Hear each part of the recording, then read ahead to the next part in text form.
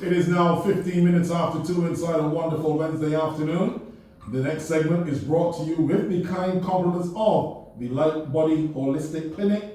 Give them a call at 426-7521. Let's say good afternoon to Chantel Selman. Good afternoon, Barbados. Today is a little different than our normal day.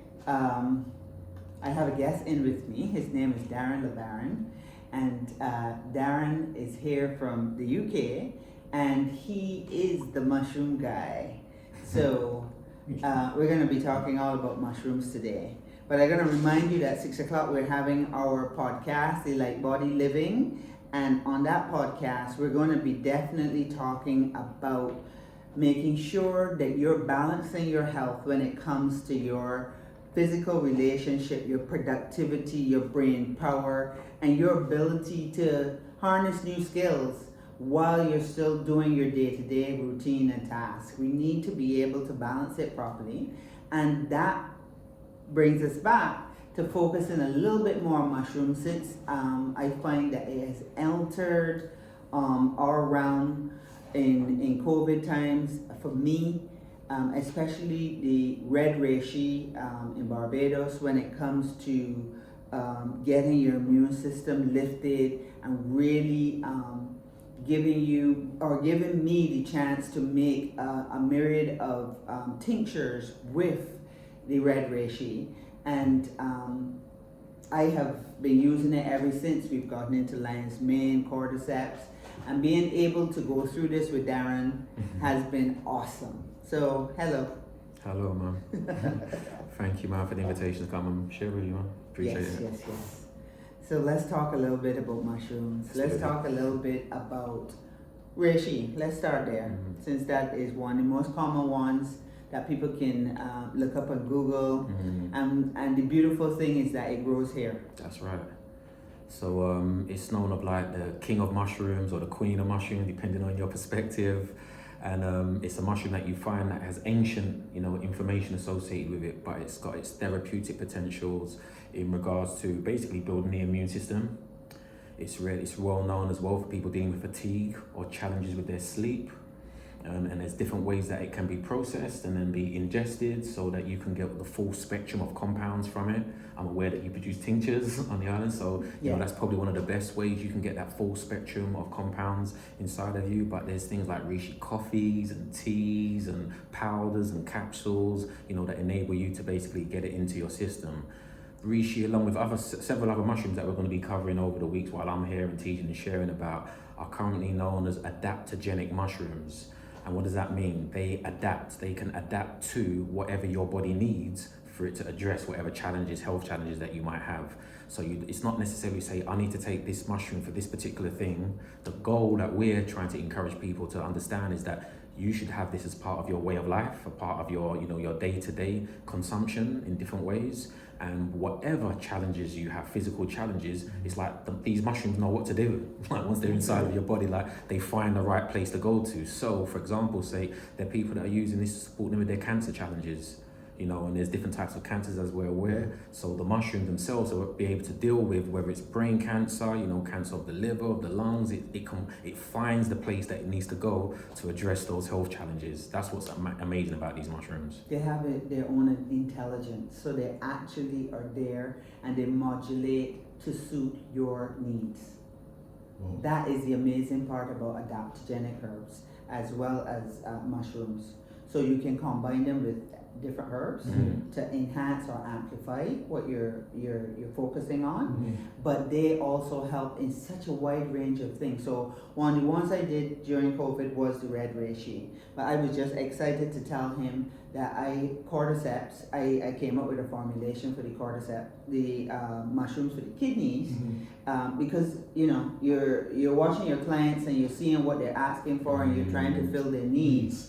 And right now, that was one of the things that they needed. And cordyceps with nettle seeds and a combination of other herbs are really good at focusing in on that. But when you now turn around and put that in your system, and you have problems in your bladder, in your anywhere in that area, it helps with all of it. It's not just focused on that one thing.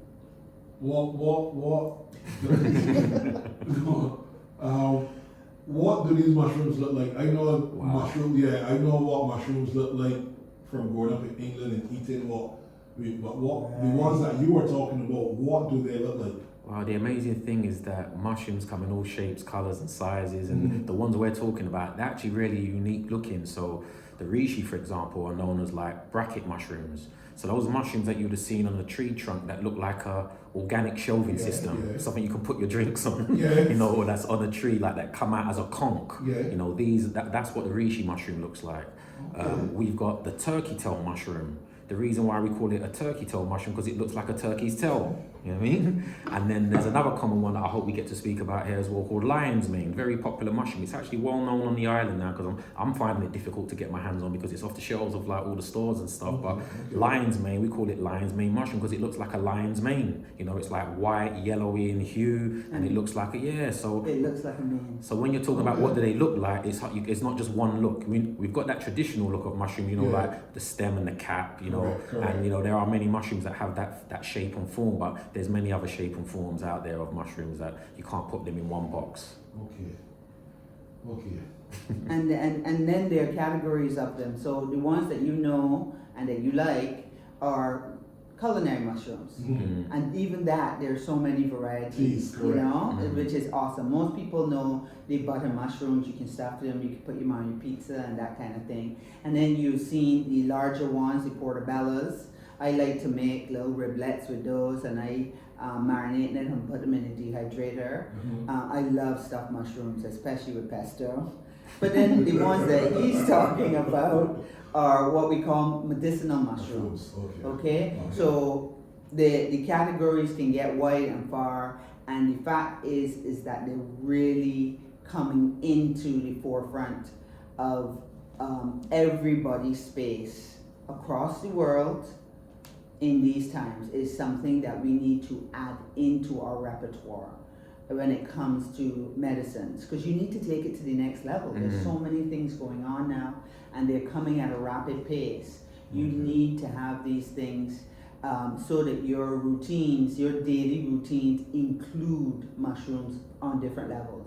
So you can eat some and you can have some as your medicines. Okay? And the good part about them is they're adaptogenic, so they adapt to you. So, and that is so unusual when it comes to herbals. They're in a category all by themselves. And if you don't mind, I'll just jump in there. You know, what's really important as well is because there's a lack of knowledge and information about mushrooms in general. You know, right? And I'm from the UK, and even in the UK, it's pretty much of a taboo narrative. I have a heritage and a lineage that comes back to Barbados, and people think it's unique to this island, but it's all around the world. So, for example, say people see mushrooms as deadly, toxic, poisonous. You know the cultural terms for mushrooms, you know, duppy parasol, duppy umbrella, you know, all of these terminologies that give them a bad rap. So it's really important that in this current climate where there's tons of research being done, like right now by top, you know, establishments and universities that are suggesting that mushrooms as a whole can actually just like shift so much, not just physical health as we're discussing, but also just as far as like bioremediation, which is basically replenishing the soil. Like we all know how important soil is, and that plants come from the soil, and we eat these plants and get all of those nutrients. But mushrooms are the facilitators of all of that. They actually are the soil creators. Mushrooms created soil as we know it today and allow all of the plants to communicate with each other and distribute all of those nutrients that we eventually get inside of our body. So they can clean up polluted soils, polluted waters, like they're like cleansers for the planet. So that's why they can also cleanse us, and they do the same work inside of the body that they do outside of the body. Yeah, man. Yeah. And they're realizing there are mushrooms that can help with reducing radiation, reducing the plastics. So there are mushrooms that will eat these things down. Their mycelia under there, they disintegrate the stuff.